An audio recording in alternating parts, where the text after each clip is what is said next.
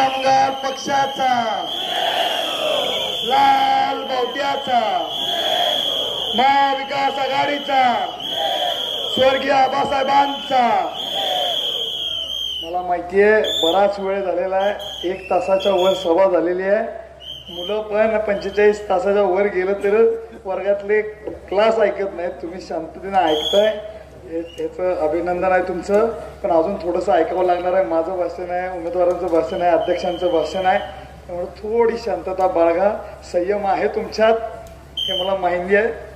पण 253 सांगोला विधानसभा मतदारसंघाच्या निवडणुकीसाठी महाविकास आघाडीचे, इंडिया अलायन्सचे अधिकृत उमेदवार, शेतकरी कामगार पक्षाचे बाबासाहेब अण्णासाहेब देशमुख यांच्या प्रचारासाठी आज अकोल्यामध्ये आपण सर्वजण इथं जमलेलो आहे. या सभेसाठी अध्यक्ष म्हणून बाबुराव भाऊ गायकवाड आपल्याला उपस्थित आहेत.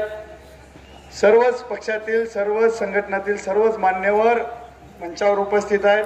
माता भगिनी आहेत, महिला आघाडी आहे. समोर उपस्थित असलेले सर्वच शेतकरी कामगार पक्षाचे सर्वच पदाधिकारी, ज्येष्ठ मंडळी, मित्रवर्ग, माता भगिनी. सर्वप्रथम जो कळीचा मुद्दा होता महाविकास आघाडीचं काय, याचा पूर्णविराम आपला बाबुराव भाऊ गायकवाड साहेबांनी दिलेला आहे. आणि खासदार साहेबांनी सकाळपासून वेळात वेळ काढून आपल्या उमेदवाराचा प्रचार केलेला आहे. त्याच्यामुळं या सगळ्यांना पूर्णविराम झालेला आहे. जी समोरची मंडळी म्हणत होती त्या सगळ्या गोष्टींना, तुमच्या मनात जी खतखत होती ती सगळी दूर होण्याचं काम आज झालेलं आहे असं मला वाटतं. आम्ही वारंवार घासा फोडून 7 दिवस सांगत होतो, पण जे बघितल्यानंतर तुमचा विश्वास आम्ही आता घसा बसला आमचा बाबासाहेबांचा, घसा ओढून सांगतोय आम्ही महाविकास आघाडीचे उमेदवार आहोत म्हणून.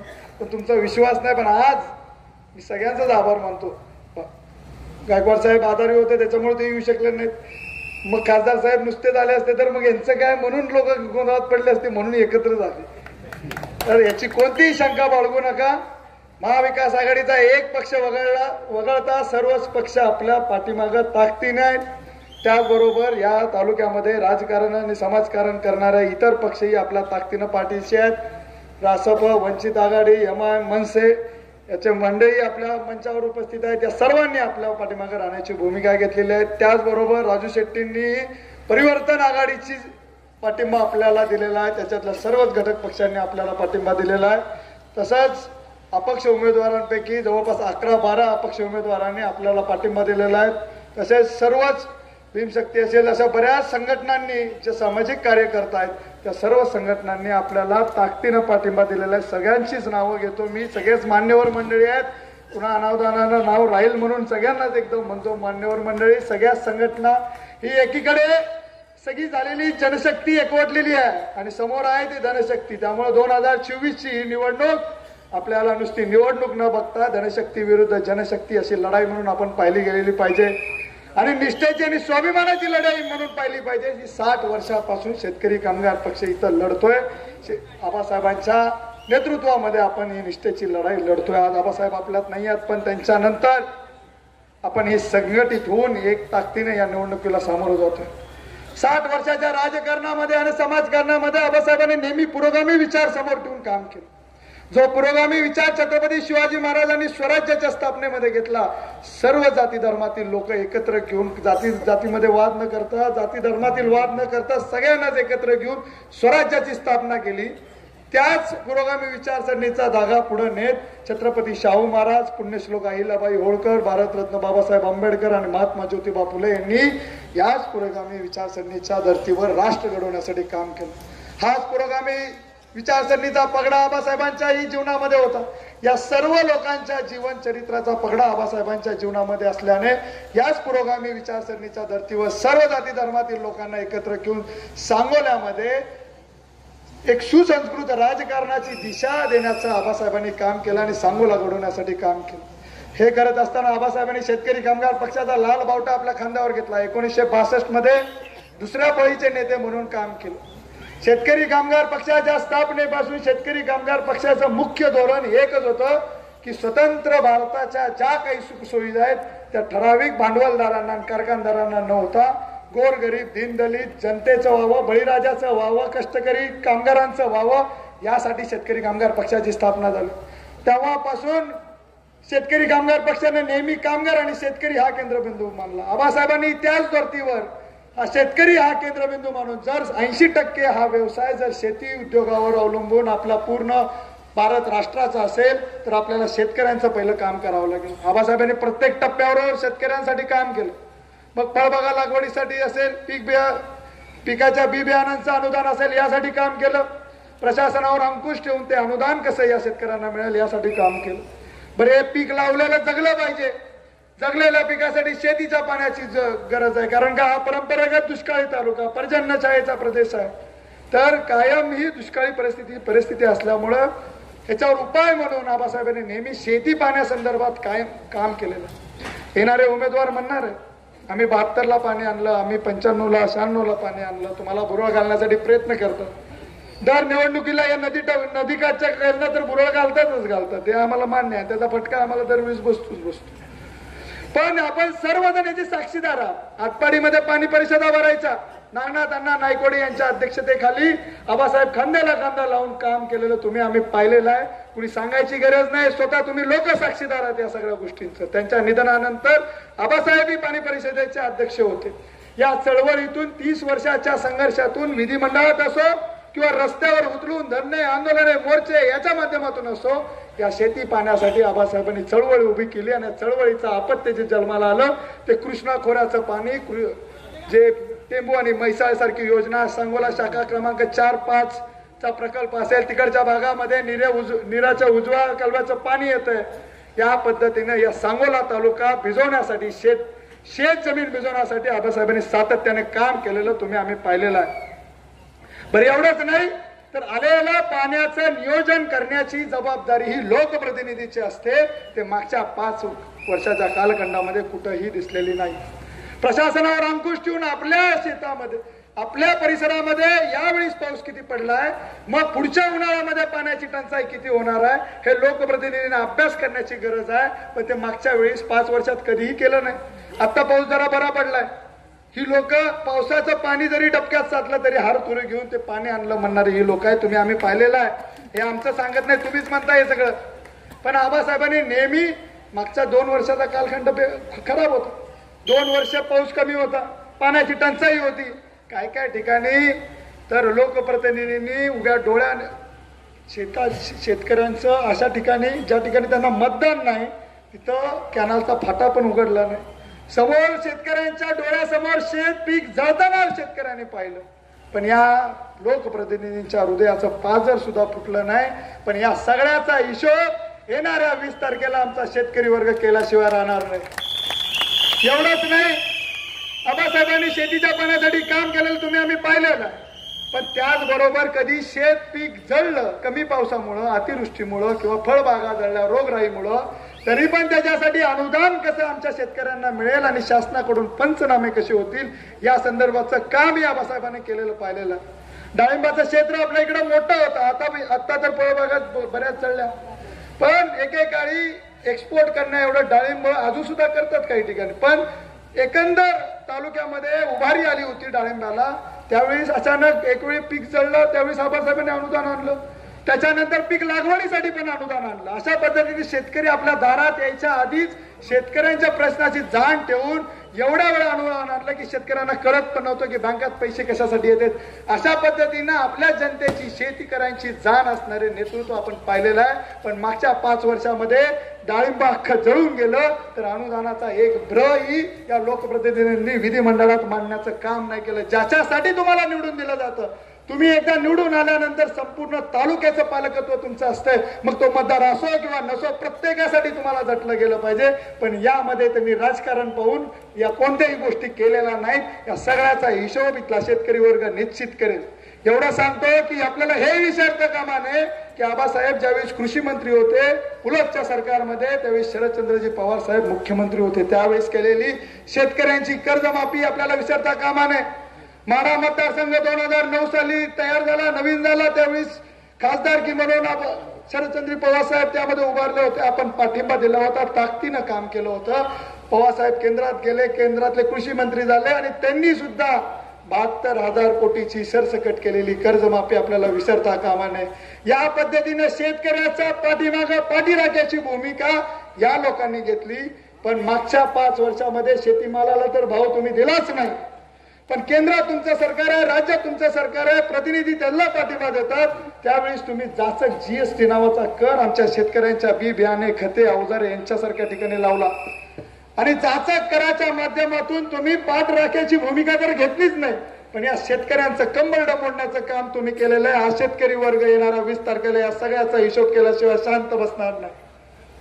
रोजगाराबद्दलचा विषय बऱ्याच गोष्टी बोलल्या, एमआयडीसी बद्दल बोलल्या, बऱ्याच बोलता. तुम्ही 60 वर्षामध्ये काय केलं सांगणं जबाबदारी आहे पक्ष म्हणून. सूतगिरणी सारखी संस्था उभी केली, मार्केट कमिटी सारखी संस्था उभी केली, खरेदी विक्री संघ आहे, औद्योगिक वसाहत आहे, शिक्षण संस्था आहे, याच्या माध्यमातून रोजगार दिला. भविष्य काळामध्ये तरुणांना निश्चित आश्वासित करतो की तुम्हाला भविष्य काळामध्ये तुमच्यामध्ये उद्योजक निर्माण करण्यासाठी जी ताकद भविष्य काळामध्ये दिली जाईल, हा शब्द मी बाबासाहेबांच्या वतीने शेतकरी कामगार पक्षांच्या वतीने तरुणांना देतो. मागच्या 5 वर्षामध्ये, आता तुम्ही तर नदीकाठचे बरेच लोक, मागच्या 5 वर्षामध्ये या तरुणांना कोणत्या दिशेने लोकप्रतिनिधींनी घालवले, कुठल्या गुन्हेगारी वृत्तीकडे पोहोचवले, कुठल्या भ्रष्टाचारी वृत्तीकडे पोहोचवले तुम्ही आम्ही पाहिलेलं आहे. पण हे गांभीर्याने तुम्ही विचार करायला पाहिजे. जरा पैसा जादा येतो त्या गोष्टीतून, पण ती गुन्हेगारी वृत्ती आपल्या दाराचा उंबरठा ओलांडला गेला नाही पाहिजे याची खात्री घेतली पाहिजे. एक आपल्या तालुक्यातील युवकांना चांगल्या पद्धतीने सुसंस्कृत पद्धतीनं समोर दिशा देण्याचं काम करायचं असेल तर आपला माणूस विधिमंडळात जाण्याची गरज आहे. आपलंच कमावलेलं कमी का असेना पण आनंदानं आपल्या घरातल्यांबरोबर भाजी भाकरी खायची असेल तर विचार करावा लागेल की आपल्या घरातला तरुण उद्या जेलमध्ये बघायचा आहे की आपल्या बरोबर आनंदाने भाजी भाकरी घरातली आपणच कमवलेली घामानं ती खायची आहे. या गोष्टींचा विचार तरुणांनाही करावा लागणार आहे. बऱ्याच गोष्टी आहेत, बोलताना मला बऱ्याच गोष्टी बोलता येतील. महिलांच्या समस्या आहेत त्याच्याबद्दल बोलतात. लाडकी बहीण योजना 1500 रुपये देतात, त्याच्याबद्दल दुमत असायचं कारण नाही. पण एकीकडे तुम्ही लाडकी बहिणीच्या नावाखाली 1500 रुपये देता आणि दुसरीकडे तुम्ही किराणा मालाच्या किमती वाढवता, गॅसीच्या किमती वाढवता, आमच्या लाडक्या भावाच्या खिसे कापायचं काम करता. ही आता दूधकुळी जनता नाहीये. सगळ्या गोष्टी करतात लोकांना. महिला सशक्तीकरणाच्या गोष्टी तुम्ही करता. आताच प्रदीप साहेब बोलले की महिला सशक्तीकरणासाठी काहीतरी त्यांनी आव्हान केले. करायचं त्यांनी करू दे, चांगली गोष्ट. पण महिला सशक्तीकरणाच्या गोष्टी करत असताना पहिला आमच्या महिला सुरक्षित आहेत का नाही याची पहिल्यांदा खात्री घ्या, मग त्या महिला सशक्तीकरणासाठी तुम्ही पैसे द्या. या सगळ्या गोष्टी भूलतापाचे. ही जगाच्या पाठीवरची पहिली योजना. एखादा तुम्ही कॉन्ट्रॅक्टदारला विचारा की त्याचा जर कॉन्ट्रॅक्ट केलं तर त्याला किती महिन्यानंतर पैसे वर्ग होतात. महिने लागतात, 6 महिने लागतात, वर्ष लागतात. एका डॉक्टरला विचारा की ट्रीटमेंट केल्यानंतर योजनेच्या माध्यमातून त्याला शासन किती महिन्यानंतर पैसे देते. पैसा त्यांच्या शासनाच्या दारी पैसेच नसल्यावर ते असं टप्प्याटप्प्याने पैसे देण्याचं काम करतं. पण हे यावेळेस निवडणुका समोर ठेवून महिलांचं मत विकत घेण्यासाठी पुढच्या महिन्याचे पैसे आधीच वर्ग केलेले आहेत. ही महिला सशक्तीकरणाच्या गोष्टी लोकांना कळतं. आता दूधकुळी नाही आहे. महिला सशक्तीकरणासाठी आबासाहेबांनी आजच नाही, इंदिरा गांधी पंतप्रधान असताना आबासाहेबांनी काम केलं होतं. ज्यावेळेस रोजगार हमीला 2.5 रुपये महिलांना मिळायचे, पुरुषांना 3 रुपये मिळायचे, त्या पद्धतीनं त्यावेळेस बंड करून महिलांनाही 3 रुपये देण्याची ताकद आबासाहेबांनी दिली होती. त्याच्यानंतर महिला सूतगिरणीसारखी संस्था उभी करून महिलाच कामगार, महिलाच संचालक. आज आपल्याला विचार करताना बरं वाटतंय महिला सुशिक्षित आहेत, जरा काम करतायत, वर्कहोलिक झालेले आहेत. पण त्या काळामध्ये एक राज्याला दिशा देण्याचं काम केलं. महिला सूतगिरणी असू शकते, महिला कामगार, महिला संचालक, या पद्धतीने अशा पद्धतीने शाश्वत विकास करण्याचं काम आबासाहेबांनी मागच्या कालखंडामध्ये केलेलं तुम्ही आम्ही पाहिलेलं आहे. महिलांनाही आश्वस्त करतो की भविष्य काळामध्ये निश्चित तुमचे बचत गट असतात त्याच्या माध्यमातून लघु उद्योग करण्यासाठी निश्चित काम केलं जाईल. त्यांना कर्ज उपलब्ध करण्यासाठी पतसंस्था आहेत, नॅशनलाइज बँक आहे, त्याच्या माध्यमातून काम निश्चित केलं जाईल. ट्रोमा सेंटर आपल्याला चालू करायचं आहे. त्याच्यात पण त्यांनी राजकारण आलं, मागच्या कालखंडामध्ये चालू नाही ठेवलं, तेही आपल्याला ताकदीने चालू करा. मोफत आरोग्य सेवा तुमची चांगल्या पद्धतीनं होईल. शिक्षण संस्था आपण चांगल्या पद्धतीने चालवते. त्यांच्या किती आहेत आपल्याला भानगडी काढायची नाही, आता वक्त्याने बोललं. पण आपल्या अशा शिक्षण संस्था आहेत, आपल्या पक्षाच्या विचारसरणीच्या 40 शिक्षण संस्था आहेत. आबासाहेबांनी कधी माझ्या सगळ्या असल्या पाहिजेत त्यांना जर वाटलं असतं तर त्यांनी सगळ्या शिक्षण संस्था आपल्या हातात ठेवल्या असत्या. पण या तालुक्यातील कार्यकर्ता पण तिथं राजकारण करतो गावामध्ये, म्हणून प्रत्येक कार्यकर्त्याला तिथं समाजकारण आणि राजकारण करण्याचा एखादं काहीतरी संस्था असली पाहिजे. त्याच्यासाठी प्रत्येक कार्यकर्त्याला इथंच नाही, ज्यावेळेस आम्ही माढा मतदारसंघाच्या वेळेस फिरत असताना आम्हाला लक्षात आलं, कारण का आम्ही डबक्यात होतो सांगोल्यात, त्यावेळेस आम्ही बाहेर गेलो, त्यावेळेस आम्हाला कळालं की आबासाहेबांची व्याप्ती केवढी मोठी आहे. आबासाहेबांनी या तालुक्यामध्येच नाही, ज्यावेळेस विरोधी पक्ष नेते होते त्यावेळेस संबंध जिल्ह्यामध्ये संस्था देण्याचं काम आणि कार्यकर्त्यांना मोठं करण्याचं काम केलं. आपली एकच संस्था आहे, एकच महाविद्यालय आहे, पण तालुक्यात एक नंबरला आहे. B++ नामांकन मिळाले आपल्या त्या नॅकच्या संस्थेच्या मार्फत. काम एकच करायचं पण ते करेक्ट करायचं, अशा पद्धतीचं आबासाहेबांचं असतं. आज आपल्याला त्या पद्धतीनं भविष्यामध्ये विद्यार्थ्यांनाही आश्वासित करतो. आपल्याकडे ऑलरेडी तिथं KG to PG शिक्षण चालतंय, कमी नाहीये त्याच्यामध्ये, पण ज्या ऍडव्हान्स कोर्सेससाठी विद्यार्थ्यांना सोलापूर, पुणे, मुंबई सारख्या ठिकाणी जावं लागतं, ते निश्चित त्यांचा त्रास समजतो. कारण का आम्ही केलेला आहे. आमचे मेडिकल एज्युकेशन साठी आम्ही दोघेही 1-1, यांनी तर कोलकाता घातले, मी तर मुंबई पुण्यापर्यंत गेलो. या पद्धतीनं त्रास होतो आम्हाला माहितीये. भविष्य काळामध्ये या सगळ्या गोष्टींसाठी निश्चित भविष्यातल्या तरुणांना निश्चित आश्वासित करतो. ज्या कोर्सेस ऍडव्हान्स कोर्सेस साठी आपण त्या संस्थेच्या माध्यमातून भविष्य काळामध्ये ताकदीनं काम करू. पण यावेळेस तुम्हाला आम्हाला ताकद देण्याची गरज आहे. 20 तारखेला तुम्ही निश्चित द्याल ही आशा तुमच्याकडून व्यक्त करतो. बऱ्याच गोष्टी आहेत समोरच्यांनी मागच्या कालखंडात आम्हाला वाटलं सुरुवातीला, आता बरीच मंडळी जुळत गेलेत, अतुल भाऊ पण जुळलेत, पण सुरुवातीला आम्ही इंजिन सुरू केलं होतं त्यावेळेस आम्ही दोघच होतो. आम्हाला वाटलं आता भाषण करायला कमी पडतात का, पण आजच्या मंचावरून कळालं की आपल्याकडे भरपूर तोफा आहे धडकणाऱ्या. मी तुम्हाला विरोध भरपूर लोकांनी केलेला आहे, आपल्याला करायचं नाही, पण त्यांनी एक गोष्ट खटकली मला की शेतकरी कामगार पक्षाला अपक्ष, गद्दारी, निष्ठा या गोष्टी त्यांनी आम्हाला शिकवल्या. 60 वर्षापासून या शेतकरी कामगार पक्षाचे बहादर कार्यकर्ते आबासाहेबांच्या पाठीमागे आहेत, एक कणही हल्लेला नाहीये.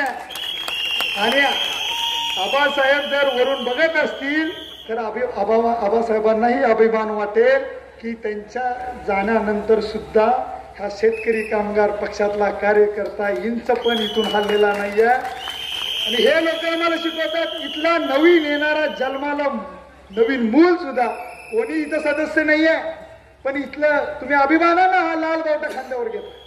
इथलं येणारं नवीन जन्माला नवीन पिढीतलं मूल, 4थ्या, 5व्या, 6व्या पिढीतलं मूल सुद्धा 7 बाऱ्यासारख्या लाल बावट्यात जन्माला येतं. ह्या अभिमानाची गोष्ट आपल्या शेतकरी कामगार पक्षाचा. मी तुम्हाला आश्वासित करतो की तुमच्या राजकीय आणि सामाजिक जीवनातल्या अडचणींसाठी तर आम्ही राजकारण आणि समाजकारण करतोच आहे, त्याला वाचा फोडण्यासाठी आपला माणूस सुद्धा विधिमंडळात जाणारच आहे, त्याच्याबद्दल चिंता नाही. पण ज्या ज्या वेळेस तुमच्या वैयक्तिक अडचणींमध्ये त्रास होईल किंवा अवैयक्तिक अडचणी असेल आणि ज्या ज्या वेळेस तुम्हाला तातडीची आणि ताकदीची गरज असेल, आम्ही दोघंही मिळून तुमच्या त्या संकटासमोर 2 पावलं निश्चित पुढे राहू हे शब्द तुम्हाला देतो. पण यावेळेस मागच्या वेळेस जरासा आपला घाळ झाला होता, बरीच मंडळी मंचावरीच पण त्यांच्यासाठी काम केलं होतं, पण त्यांनाही सगळ्या असं ची जाण आली की त्यांनी काय भोगलं, त्यांनी काय त्यांना ट्रीटमेंट दिली आहे, त्याच्या सगळ्याचा आज बोलायला त्यांना संधी नव्हती.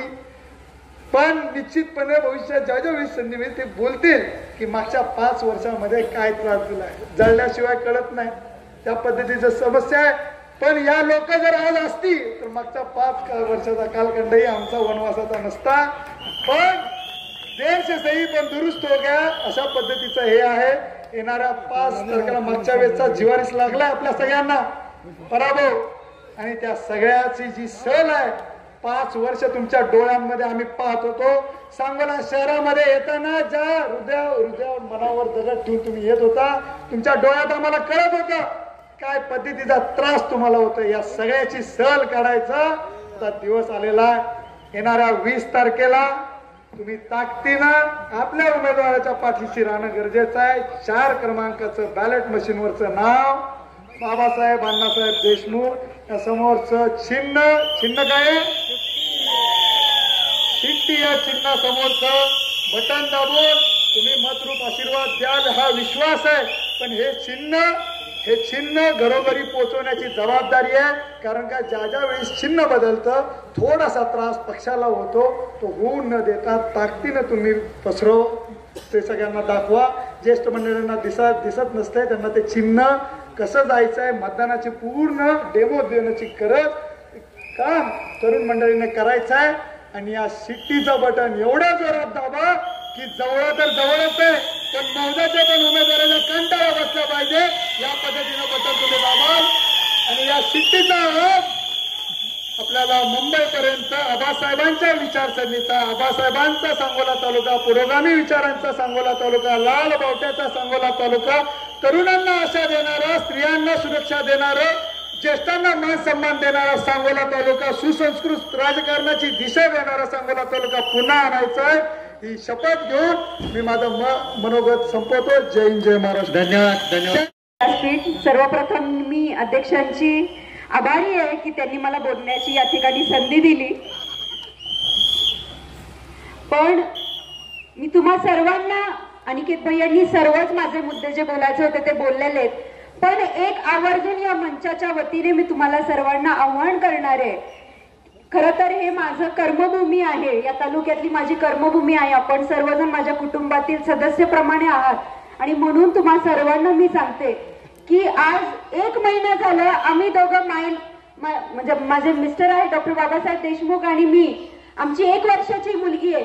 1 महिना झाला आम्ही आमच्या मुलीला भेटलो नाही. हा संघर्ष चालू आहे. हा संघर्ष केवळ एका गोष्टीसाठी चालू आहे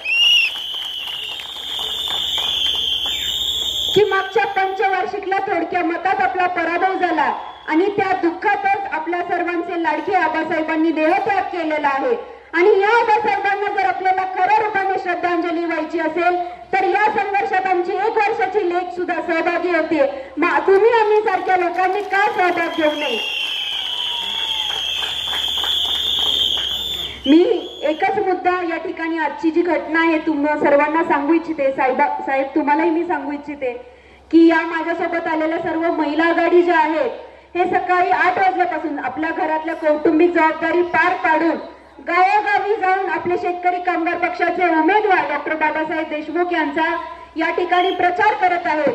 पण एका ठिकाणी असं झालं की आमची महिला आघाडी या ठिकाणी प्रचार करत असताना आपल्याच जवळचे उमेदवार यांनी एक पुरुष हेर यांच्या पाठीशी लावला आणि त्या ठिकाणी ही बातमी माझ्या कानावर आली आणि त्यावेळी मी त्या आपल्या आमच्या ज्या महिला आघाडीच्या पदाधिकारी होत्या त्यांना फोन केला. म्हटलं ताई घाबरू नका, आम्ही येतोय.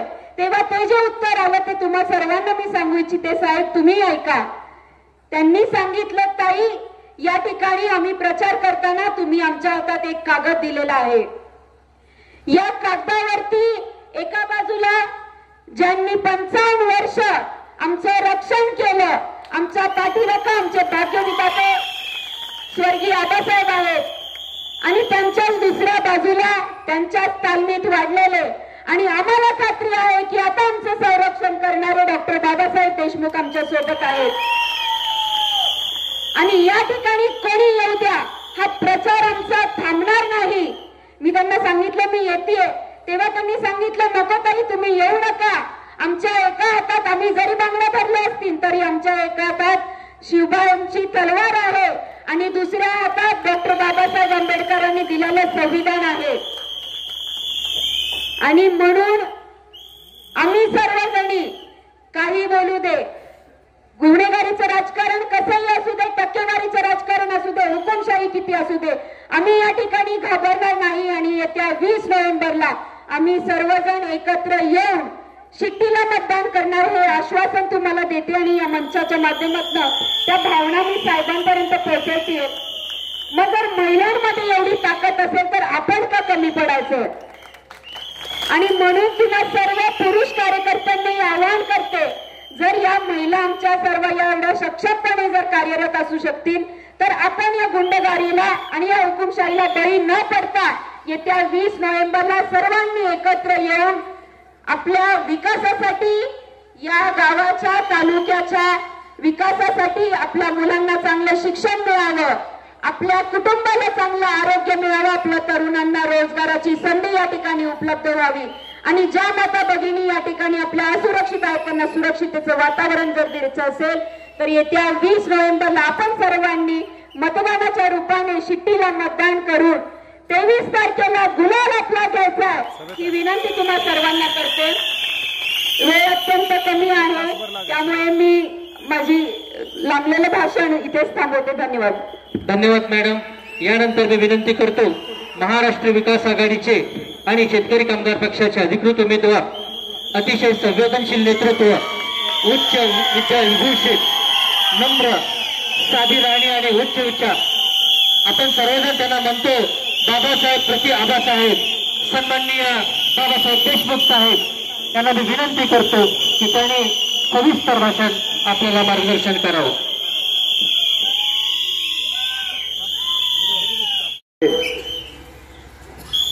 स्वर्गीय आबासाहेबांसोबत आबासाहेबांच्या खांद्याला खांदा लावून काम करणारे आबासाहेबांचे सहकारी स्वर्गीय दामोदर शिंदे, स्वर्गीय जगन्नाथ तात्या लिगाडे, स्वर्गीय हिंदूराव शिंदे पाटील, स्वर्गीय तात्यासाहेब शिंदे यांच्या पुण्यस्मृतीस विनम्र अभिवादन करतो.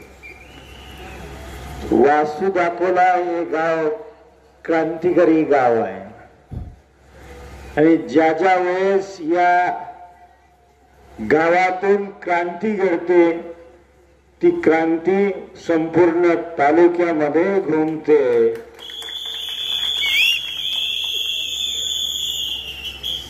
आज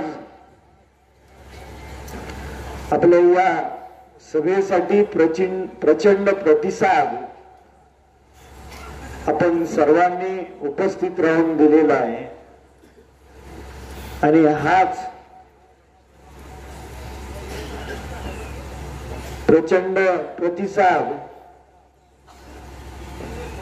पहिल्या 5-10 मिनिटातच संपूर्ण तालुक्यापर्यंत पोहोचलेला आहे, तळागाळात पोहोचलेला आहे. तिथला तळागाळातला आपला शेतकरी कामगार पक्षाचा निष्ठावंत मतदार आणि कार्यकर्ता आनंदित झालेला आहे.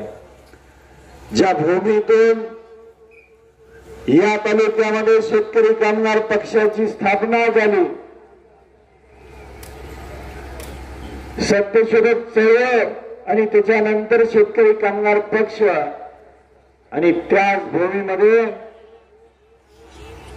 शेकडोंच्या उपस्थितीमध्ये आज प्रचाराची सभा होते. स्वर्गीय आबासाहेबांनी या तालुक्याची 60 वर्ष सेवा करत असताना सर्व जाती धर्मातील गोरगरीब दीनदलित कष्टकरी वर्गाला सोबत घेऊन काम केलं.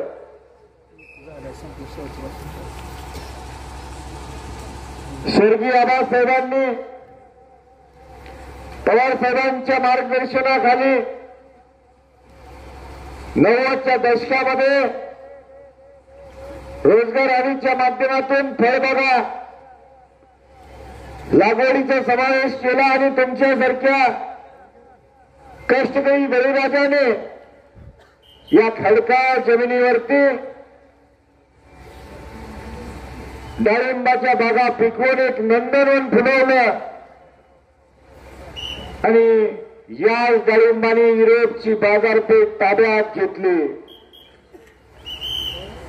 2019 पूर्वी ज्या ज्या वेळेस डाळिंबाच्या बागा अडचणीत आल्या त्या त्या वेळेस स्वर्गीय आबासाहेबांनी विधिमंडळात प्रश्न मांडले आणि तुमच्यासारख्या कष्टकऱ्यांना न्याय देण्यासाठी कोट्यवधीची अनुदानं तुमच्या खात्यावरती आली.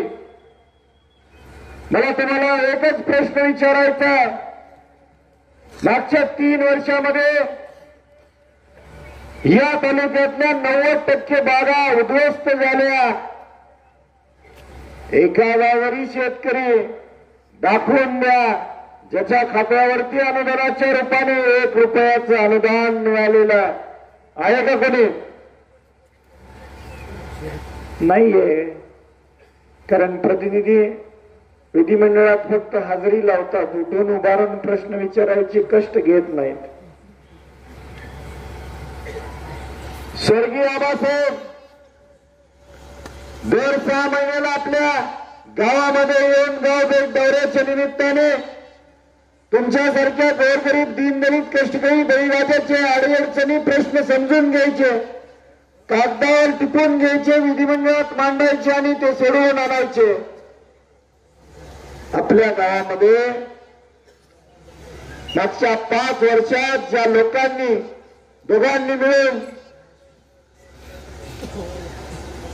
या तालुक्यामध्ये कारभार केला, किती वेळा आपल्या गावात दोन्ही लोकप्रतिनिधी आले आणि तुमच्या अडीअडचणी समजून घेतल्या. आलते काय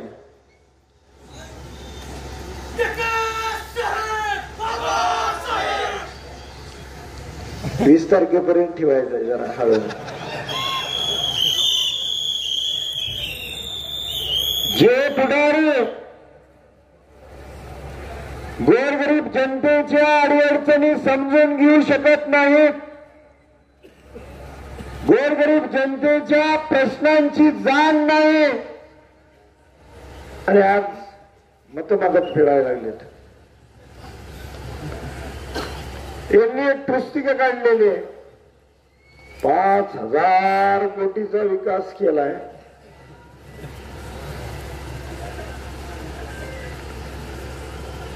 आणि खरंच जर या तालुक्यात विकास झाला असता तर सर्वात पहिल्यांदा या दोघांनी स्वतःच्या घराकडे जाणारे रस्ते गुळगुळीत केले असते. मौदाची काय परिस्थिती आहे त्या रस्त्याची? बाबुराव गाव या ठिकाणी त्या कैलासच्या मेन चौकामध्ये गुडघे एवढे खड्डे आहेत, 5 वर्षात खड्डे बुजवता आले नाहीत आणि हे सांगतायत 5,000 कोटीचा विकास केलाय.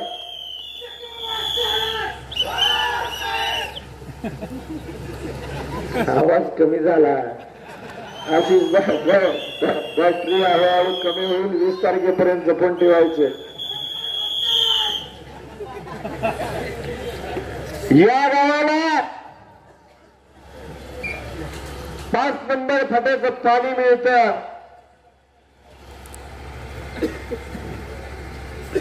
मागच्या 2 वर्षात या दोन्ही लोकप्रतिनिधींनी पाण्याचं नियोजन व्यवस्थित न केल्यामुळे मानव निर्मित दुष्काळ सदृश्य परिस्थिती निर्माण केली होती.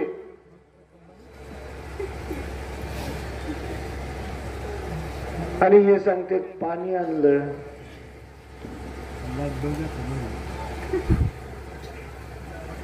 15 गावे अजून पाण्यापासून वंचित आहेत. सांगोला उपसा सिंचनच्या माध्यमातून ती योजनेला मंजुरी स्वर्गीय आबासाहेबांनी विलासरावजी देशमुख साहेब मुख्यमंत्री असताना आणलेली आहे. आणि मागच्या 3 वर्षात त्यांनी 3 वेळा ड्रोनच्या माध्यमातून नुसत्या तपासण्या केल्या. त्याचं उद्घाटन झालं नाही. कशात अडकले समजून ना अडकले. उद्घाटन कशात अडकले? आपण करणारच आहे निश्चितपणे. या तालुक्यातला गोरगरीब दीनदलित बहुजन समाजातील नागरिक मागच्या 60 वर्षामध्ये ज्या वेळेस प्रशासकीय कार्यालयामध्ये जायचे त्या वेळेस एका भेटीमध्ये त्यांची कामं व्हायची. आज कामं करत असताना कमीत कमी 8 ते 10 वेळा त्या प्रशासकीय कार्यालयाचे उंबरे झिजवावे लागतात आणि शेवटी पाकीट दिल्याशिवाय काम होत नाही. कदापि या 60 वर्षात मागच्या स्वर्गीय आबासाहेबांनी अशा प्रवृत्तीला थारा दिला नव्हता. आज प्रत्येक टेबलला भ्रष्टाचार चालू आहे. मागच्या 6 महिन्यात एक प्रशासकीय अधिकारी बंगल्यावर आले होते. त्यांच्या डोळ्यात पाणी आलं होतं. मी त्यांना विचारले काय झालं, कशामुळे तुमच्यावरती दबाव आहे. ते म्हणाले या तालुक्याची एक वेगळी प्रतिमा होती. स्वर्गीय आबासाहेबांनी या तालुक्यात प्रशासकीय अधिकाऱ्यांना कायद्याच्या बंधनामध्ये काम करण्याची सवय लावली होती आणि तेच नाव, तीच प्रतिमा बघून आम्ही या तालुक्यात आलो होतो. आता महिना पूर्ण व्हायच्या आधी आमच्या दारात लोक पाठवतात. कशासाठी? ऐकवाल नाही.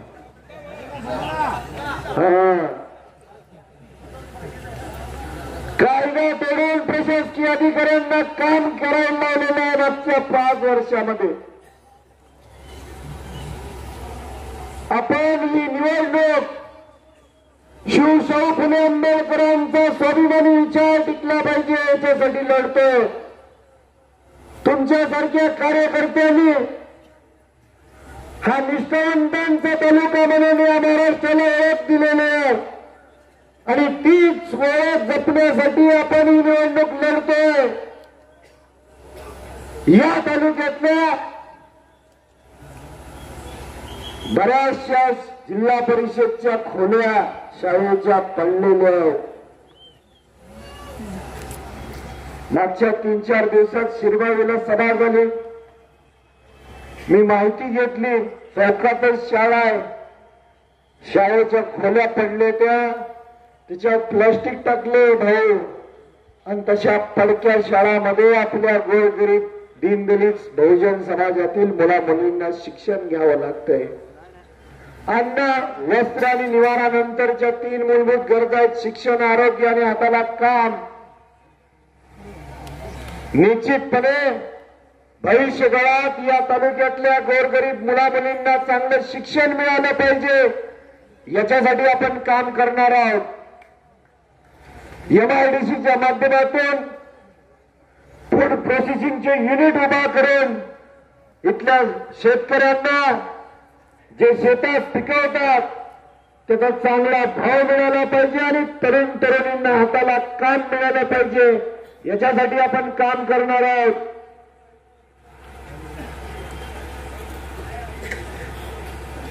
दुधाला भाव मिळाला पाहिजे.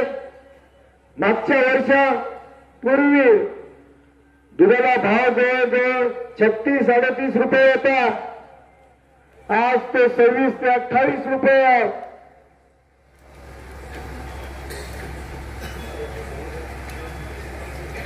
पाच मिनिटात संपवतो.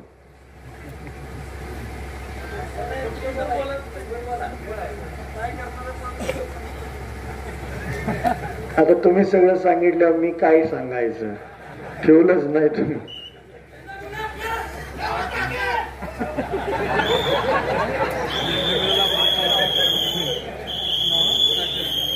आणि मागच्या वर्षामध्ये जवळजवळ लिटर मागे शेतकऱ्याला 10 रुपयाचा तोटा होते. लोकप्रतिनिधी सांगतात आम्हाला शेतकऱ्यांचा खूप कळवळ आहे आणि शेतकऱ्यांना न्याय देण्यासाठी आम्ही निवडणूक लढतोय. वारा भाद्रांनो, मागच्या 1 वर्षामध्ये ज्यावेळेस शेतकरी अडचणीत आला, डाळिंब बागायतदार अडचणीत आला, एखादा शब्द तोंडातून बाहेर काढायचा होता शेतकऱ्यांच्या प्रती, एखादी बातमी तर दिसली असती आमच्या शेतकऱ्यांना की लोकप्रतिनिधी कुठेतरी आमच्या भावनांचा विचार करतायत.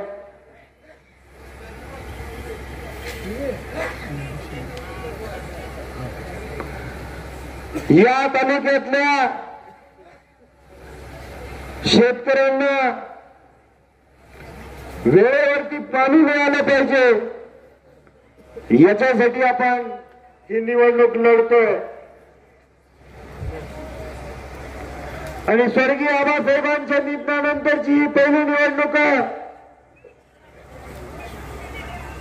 तुमच्यासारख्या निष्ठावंत मतदार आणि कार्यकर्त्यांनी स्वर्गीय आबासाहेबांना मागच्या 60 वर्षात ताकदीनं सहकार्य केलेलं आहे. आणि आबासाहेबांच्या निधनानंतरच्या या पहिल्या निवडणुकीमध्ये तुमच्यावरती एक नैतिक जबाबदारी येऊन पडलेली आहे.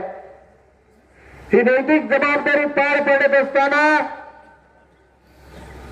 आपल्या गावातील वाडी वस्तीवरच्या प्रत्येक घरामध्ये जाऊन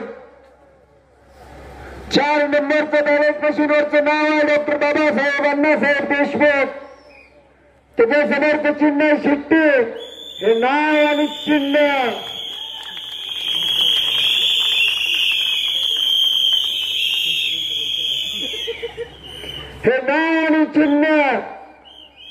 आपल्या गावगडातील प्रत्येक घरातील माता भगिनींना, वडीलधाऱ्या मंडळींना समजावून सांगण्याची आपल्या सर्वांची जबाबदारी आहे.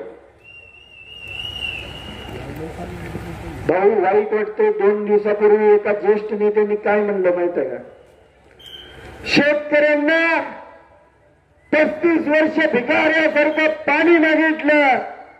माझ्यासारख्या तरुणांना वाईट वाटते, हे राजकारण कुठल्या स्तराला गेलेलं.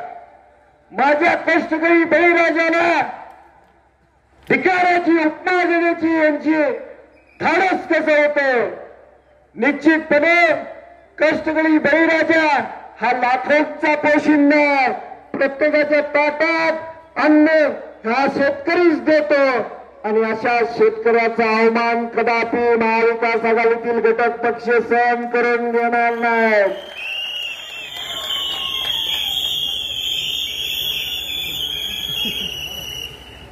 निश्चितपणे 20 तारखेला हाच बळीराजा तुम्हाला तुमची जागा दाखवल्याशिवाय राहणार नाही.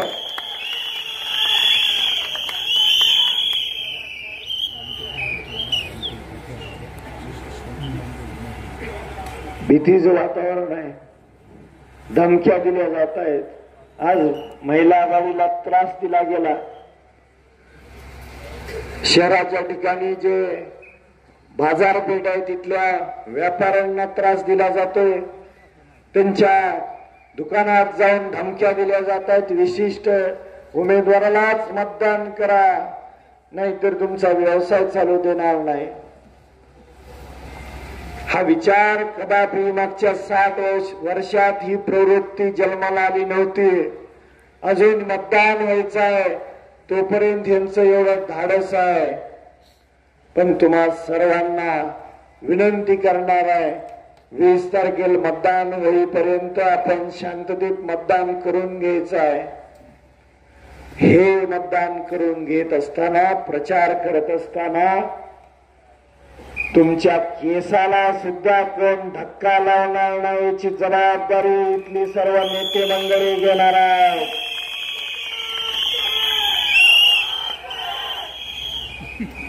बापूसाहेबांनी एक प्रश्न विचारला मगाशी भाषणामध्ये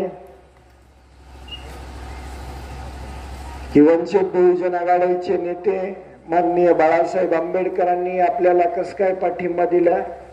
या राज्यामध्ये प्रत्येक ठिकाणी वंचित बहुजन आघाडीचा उमेदवार उभा आहे आणि एकाच ठिकाणी फक्त पाठिंबा दिलाय 288 मध्ये. हे आपल्यासाठी अभिमानाची गोष्ट आहे.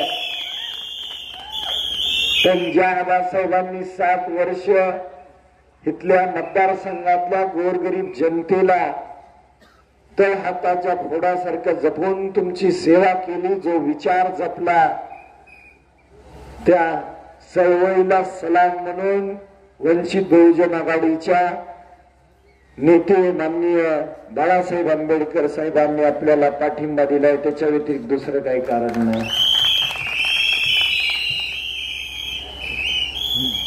त्याचबरोबर एमआयएमनी पाठिंबा दिलाय, रासपनी पाठिंबा दिलेला आहे, राजू शेट्टी साहेबांनी पाठिंबा दिलेला आहे, बुद्ध भीमराज प्रतिष्ठानने पाठिंबा दिलेला आहे. त्याच्यामध्ये बापूसाहेब असतील, अक्षयदादा असतील, पप्पू धनवेगिरी साहेब आपल्या सोबत आहेत. आज अतुल मालकाने एक तालुक्यात वेगळाच धमाका केला, त्यांनी सुद्धा पाठिंबा दिलेला आहे.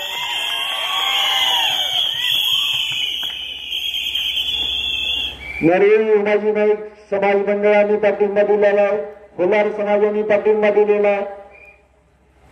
जे गाडेवाले मराठी समाज आहेत त्यांनी आपल्याला पाठिंबा दिलेला आहे.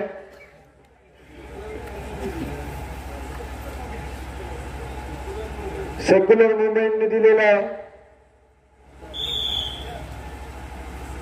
निश्चितपणे अजून 5 दिवस आहेत,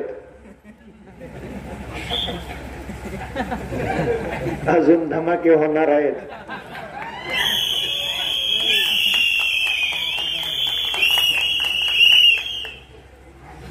भीमा काका खरंच धमाके होणार आहे, खोटं नाही बोलत.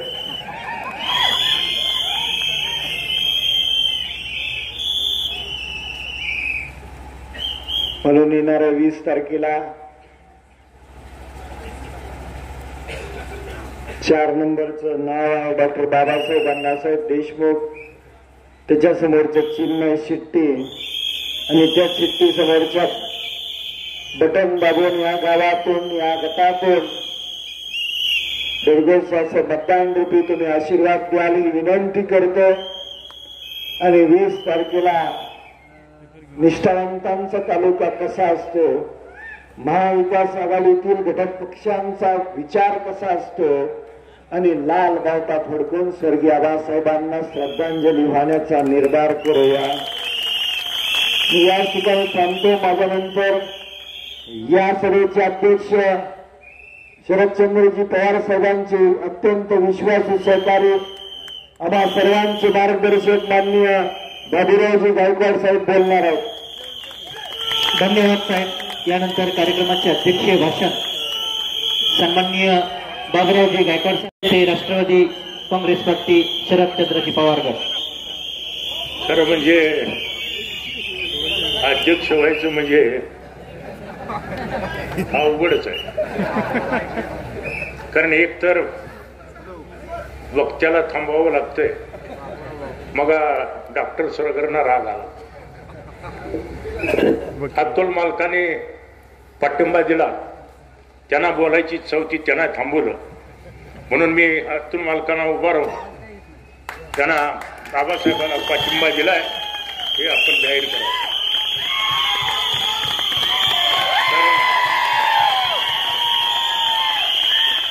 आपणाला प्रचार हा वेळेत संपवावा लागतो. उद्याच्या 20 तारखेला महाविकास आघाडीचे अधिकृत उमेदवार शेतकरी कामगार पक्षाचे डॉक्टर बाबासाहेब देशमुख यांची खून शिट्टी आहे आणि त्याच्या पुढचं बटन दाबून त्यांना प्रचंड मताने विजयी करा एवढं सांगण्यासाठी मग अशी निकिताताईंनी इच्छा व्यक्त केली. संयोजकांनी बाबासाहेबांना विचारलं, बाबासाहेबांनी नकार दिला. मी त्यांना सांगितलं, त्यांना बोलायला सांगितलं. कारण या देशामध्ये, राज्यामध्येच नाही, या देशामध्ये महिलांना आरक्षण पहिल्यांदा कुणी दिलं असेल ते शरदचंद्रजी पवार साहेबांनी. आणि मी त्या पक्षाचा पाईक आहे. आणि म्हणून निघताच काही काय आणखी एका दुसरी महिला बोलली असती तरी ह्यांना थांबवलं असतं आणि त्यांना बोलायला दिलं. कारण खऱ्या नुसतं भाषणात महिलांना संधी द्या, महिलांना सरपंच करा, हे करा आणि नवराच सह्या करतो जाऊन तिथं, अशी वस्तुस्थिती आहे. आणि म्हणून आपण हे त्यांना खरोखर स्टेजवरती आणलं पाहिजे, त्यांना कारभार करायला पाहिजे. आणि मला जाणीव आहे, माझी भाऊजी मी जिल्हा परिषदचे अध्यक्ष होते. पहिल्या दिवशी जिल्हा परिषद मध्ये गेलो आणि बळीराम काकांना सांगितलं, माझे मित्र पहिल्यापासूनचे एस काँग्रेस पासून पवार साहेबांच्या, आता दोघंच राहिलो जिल्ह्यात. त्यांना सांगितलं की काही अडचण आली तर तुम्ही जरा पाठिंबा द्या. परंतु पुन्हा 2.5 वर्षामध्ये मी एकदाही जिल्हा परिषदेमध्ये गेले. त्यांचं त्यांनी काम करावं ही माझी धारणा आहे. आणि म्हणून महिलाचं खरंच सक्षमीकरण काय असेल तर त्यांना ताकद देणं, त्यांना मार्गदर्शन करणं, हे करा. आता तुम्हाला माहित आहे, हे चांदणे काका स्टेजवर बसलेले आहेत. आबाचा प्रवेश झाला आणि त्यांना तिकीट मिळालं आणि आम्ही त्या दिवशी कोळ्यामध्ये होतो. आणि कोळ्यामध्ये आम्हाला सभा चालू असताना कळलं की असं असं झालंय आणि माझी पंचायत झाली. कारण आता म्हणलं धनुष्यबाण त्यांना जर असेल तर ते महाविकास आघाडीत झाले आणि आम्ही तर ह्यांच्या स्टेजवर भाषणं टाकत होतो. आणि म्हणून त्या अर्ज भरल्यानंतर चांदणे काका आणि मी दिवाळीच्या पाडव्याच्या आदल्या दिवशी पवार साहेबांकडे गेलो. आपल्यातले अकोल्यातलेही माझे मित्र होते माझ्याबरोबर, इथंच वासूचे DS सावंत होते.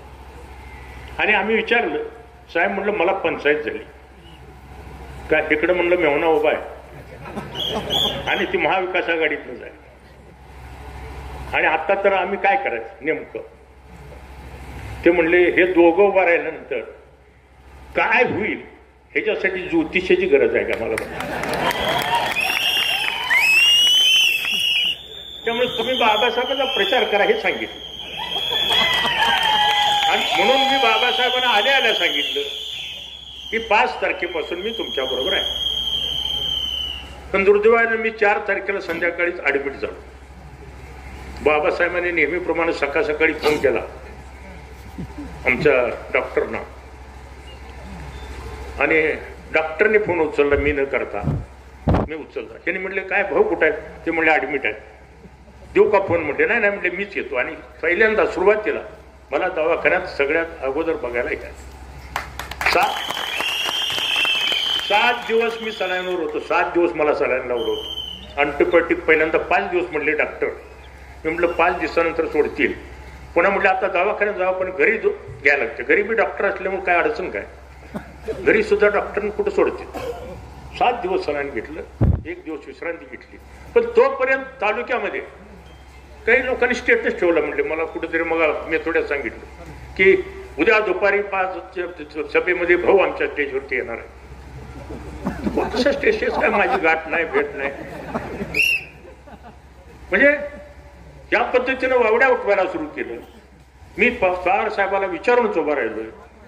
मीच अधिकृत महाविकास आघाडीचा उमेदवार आहे अशा प्रकारचं. म्हणून मी पुन्हा खासदार साहेबांना फोन केला. मी ज्या वेळेला पवार साहेबांना भेटलो त्याच्या दुसऱ्या दिवशी मी खासदार साहेबांना फोन केला की आम्ही भेटून आलो आणि तुम्ही जाऊन विचारा काय करायचं. म्हणजे आम्ही नेमकं अजून बाहेर पडलो नाही, काय करायचं. खासदार साहेब जाऊन आले. खासदार साहेबांनी सांगितलं. मी पवार साहेबांना भेटलो आणि पवार साहेबांनी मला सांगितले की बाबुराव गायकवाड चांदणे येऊन गेले. मी त्यांना सांगितले त्याप्रमाणे तुम्ही करा. आणि म्हणून आज खासदार साहेब आपल्या तालुक्यामध्ये आले.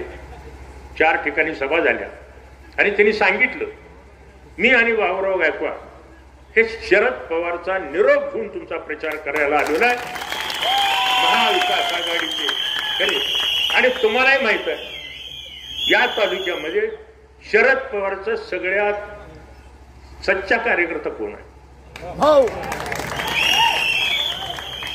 माझ्याकडे अशी पद्धत नाही. मी जसा राजकारणात आलो, साहेब यस काँग्रेसमध्ये असताना मी राजकारणात आलो, नोकरीचा राजीनामा दिला आणि राजकारणात आलो. त्यावेळीपासून माझा नेता पवार साहेब आहे.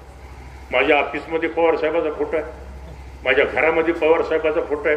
मी ज्या ज्या संस्था काढल्या त्या संस्थेचं 2-2 वर्षानं उद्घाटन केलं पण पवार साहेबाच्या हस्तेच केलं. दुसऱ्याला पवार साहेब देशाचे संरक्षण मंत्री असताना सुद्धा माझ्या सांगोला कॉलेजच्या उद्घाटनाला. आणि म्हणून माझी निष्ठा ही त्यांच्यावरती आहे. एकदा विजयदादाचा फोटो लावायचा, काही दिवसांना तो काढायचा पवार साहेबाचा लावायचा, पुन्हा पवार साहेबाचा काढला अजितदादाचा लावला आणि आता अजितदादाचा काढून उद्धव ठाकरेचा लावला. मी तुम्हाला सांगणार आहे, तुम्ही काय करावं हे मी सांगणार नाही, पण निष्ठेनं कोण आहे? माझी निष्ठा किंवा शेका पक्षाची निष्ठा आमदार देशमुखांनी 60 वर्ष निष्ठा ठेवली नाही. अनेक प्रलोभन आले असतील त्यांना, परंतु त्यांनी घेतलं नाही. तसं माझी निष्ठा ही पवार साहेबावरती. आणि कुणीही सांगत असलं की आम्हाला पवार साहेबांनी सांगितलं तर हे एकदम चुकीचं आहे, एवढंच मी या निमित्तानं सांगतो. आमच्यातली इथली काय मंडळी मला खरं म्हणजे आनंद आहे की या गावामध्ये खासदारकीला लीड दिले होते मी अकोल्याला. परंतु त्यातली काय मंडळी आता जरा वाट चुकलीत, थोडी वाट चुकलीत. मला त्यांनाच विनंती करायची आहे, पहिल्या वाटाला या आणि गुलालाकडे या. इकडं गुलाला आहे तिकडे या. एवढंच मी तर सांगतो.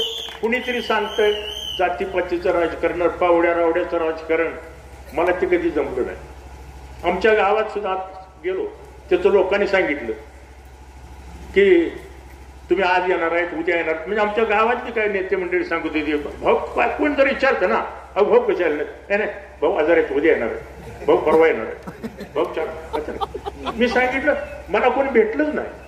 आणि ज्यांनी मला भेटले किंवा ज्यांनी मला फोन केला, मी दवाखान्यात असताना सुद्धा मला काही लोकांचे फोन आले की भाऊ काय करायचं आपण. मी सांगितलं बाबासाहेबाचं काम करायचं आणि हे पवार साहेबाचं आहे. आणि म्हणून कुणी काय जरी सांगत असलं तरी महाविकास आघाडीचे अधिकृत उमेदवार हे बाबासाहेब आहेत. आणि पवार साहेबांच्या सांगण्यावर आज खासदार साहेब आले, मी आलो. काय कुणी काय जरी म्हणत असलं तर त्याच्या तारा देऊ नका.